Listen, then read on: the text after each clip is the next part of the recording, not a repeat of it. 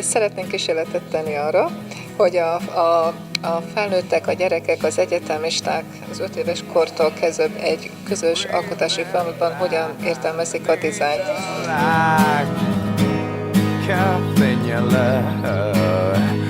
Ez nem az a tehetségre, amit sokszor gondolnak, hogy én nem tudom lerajzolni a mókust, meg a kutyát, meg az állatot, és ezért én nem tudok kreatív lenni, és én nem tudok dizájner lenni, hanem ez egy gondolkodásmód.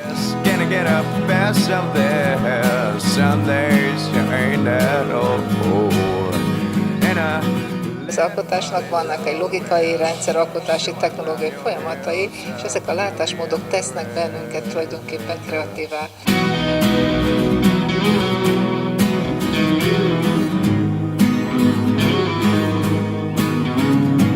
Azt próbáljuk valahogy megvalósítani, hogy ne a hagyományos sablonokba gondolkodjunk, és ne azokat az oktatási verziókat hozzuk ide be, ahol te szavaidat idézve abból B pontig el kell jutnunk, és a végén valamit ki kell izzadnunk magunkba, hanem valamilyen folyamatokban, rendszerekben gondolkodva tudjunk létrehozni olyan alkotásokat, amelyek éppen akkor vagy megszületnek, vagy nem.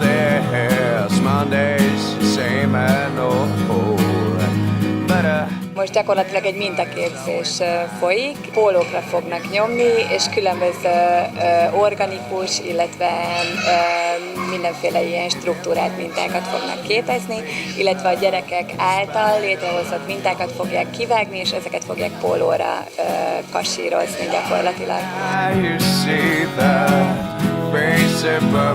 Növények, formái, az összes alakzat, és ezeket tiproztuk többféle módon.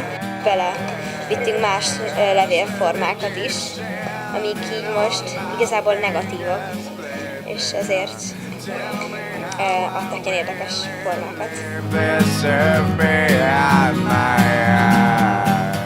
Korszakalkotóval szerintem.